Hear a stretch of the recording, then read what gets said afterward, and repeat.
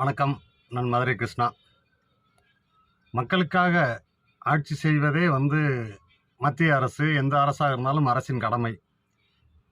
நாடு சுதந்திரம் வாங்கி ரொம்ப நாள் ஆயிடுச்சு.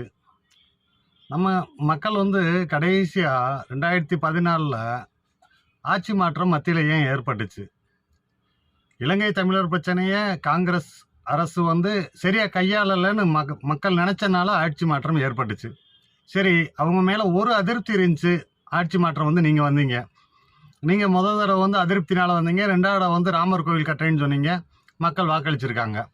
மூணாவது தடவை பெரும்பான்மை இல்லை. மக்கள் அந்த அவர்லாம் ராமர் கோவில் கட்டிங்க, வேலை முடிஞ்சுன்னு சொல்லிட்டு இது பண்ணிட்டாங்க. மக்கள் அவ்வளோ பெருசாக ஆதரவு கொடுக்கல.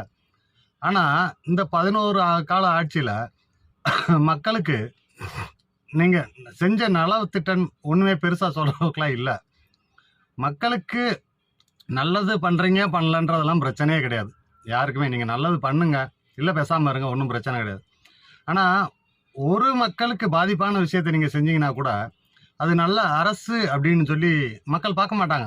அவங்க பார்த்தா என்ன, பார்க்காட்டி என்ன, மனசில் என்ன நினச்சா எனக்கு என்ன அப்படின்னு சொல்லி அதிகாரத்தில் இருக்கிறவங்க நினச்சிக்கலாம். ஆனால் அதிருப்தி என்னைக்கு மக்கள்கிட்ட முகம் சுளிக்கிறாங்களோ அன்னைக்கே அது நல்ல அரசு இல்லைன்னு ஆயிரும். நீங்கள் என்னதான் உட்கார்ந்தாலும் அந்த அளவுக்கு பெருசாக மக்கள் ரெஸ்பான்ஸ் இருக்காது.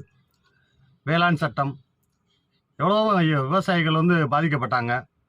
நீட்டு, ஆயிரக்கணக்கில் மாணவர்கள் பாதிக்கப்பட்டாங்க.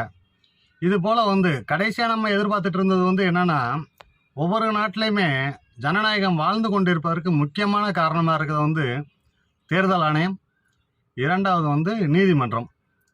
இப்போ தேர்தல் ஆணையத்துலேயும் பார்த்தீங்கன்னா, இப்போ கடைசி பீகாரில் நீங்கள் நிறைய பேரை நீக்கியிருக்கீங்க.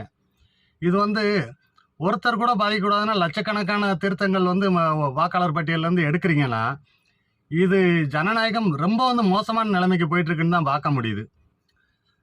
மத்திய அரசிடம் நம்ம நிறைய பேர் சொல்லுவாங்க, நிறைய இருந்தால் அடுத்தவங்ககிட்ட சொல்லுங்கள், குறை இருந்தால் என்கிட்ட சொல்லுங்கள், நான் அதை சரி பண்ணிக்கிறேன்னு.